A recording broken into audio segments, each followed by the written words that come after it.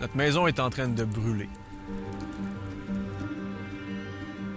En voilà un bilan qui s'impose à tous les terriens. Et les évidences sont là.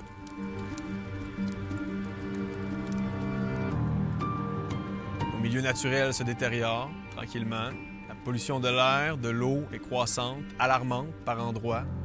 Des espèces et leurs habitats disparaissent. Les forêts sont rasées, brûlées. Notre climat se réchauffe. Nos glaciers fondent, les catastrophes s'accélèrent, s'accentuent un peu partout dans le monde. Notre Terre semble tranquillement partir à la dérive. Et devant cette détérioration scientifiquement constatée, on dirait que tout le monde ne réagit pas de la même façon. Un premier groupe semble vouloir prendre les armes et adopter des mesures drastiques pour éviter la fin du monde qui est à nos portes. Hey, le monde va mal, faut prendre les choses en charge, puis vite à part de ça. Il y a une note de religieux dans ce discours alarmiste. La planète est malade, les polluants sont coupables, l'apocalypse est proche, repentez-vous, réveillez-vous. Le sort de l'humanité repose sur vos bonnes œuvres. De grâce, sortez votre compost, achetez une voiture électrique le plus rapidement possible. Vous pourrez alors espérer sauver la race humaine grâce à vos efforts messianiques et atteindre une sorte de paradis, un idéal de cohabitation entre les humains et la nature.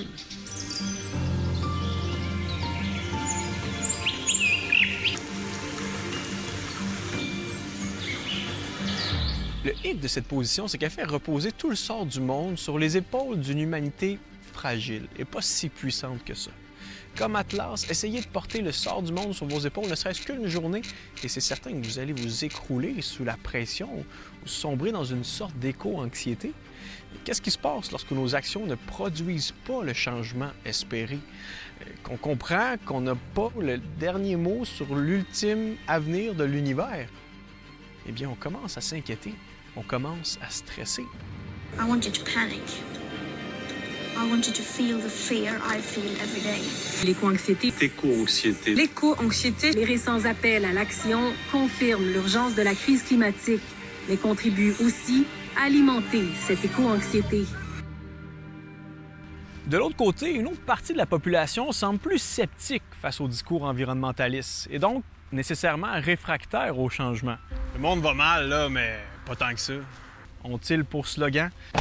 Je suis prêt à faire des efforts, là, mais c'est pas vrai que je peux plus m'acheter un pick-up au gaz ou que mon entreprise va diminuer son chiffre d'affaires pour autant. Plus passifs et moins pressés de changer leurs habitudes, ces climato-sceptiques sont en proie à devenir climato-laxistes, en se déchargeant, au fond, de leurs responsabilités face à la crise actuelle. Certains en arrivent même à brandir les théories du complot pour expliquer tout ça, ou à supposer que la nature va se réparer d'elle-même de toutes ces anomalies. Le hic, c'est qu'il est assez clair que la dégradation de la nature est liée à l'activité humaine, à la consommation, voire à la surconsommation, à l'industrialisation des sociétés et à la croissance de la population mondiale. Se décharger comme ça de toute responsabilité face à l'environnement et se fermer les yeux sur les études et la réalité observée autour de nous, partout dans le monde, c'est comme vouloir vivre chez papa-maman sans avoir de tâches ni de ménage à faire. Profiter de la maison qui nous est fournie, mais ne faire aucun sacrifice pour en prendre soin. En faisant ça, on ne réalise pas en fait qu'on fait partie d'un plus grand tout que nous et que cette maison qui nous est fournie exige notre collaboration.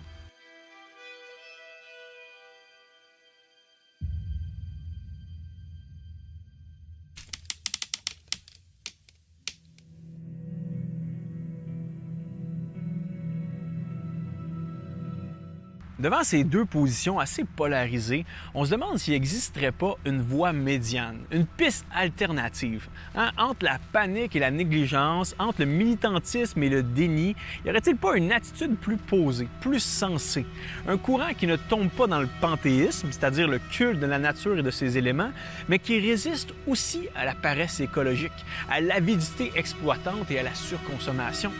Une vision du monde qui ne fournirait pas une licence pour raser les ressources naturelles sans limite et sans borne, mais qui reconnaîtrait par contre la place et la valeur prééminente de l'être humain dans son écosystème.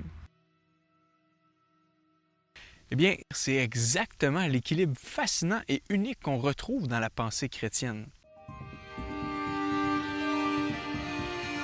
La Bible nous offre une haute et une profonde vision de l'écologie, une lecture de nous-mêmes, de notre planète et de notre responsabilité envers celle-ci qui nous tire vers le haut.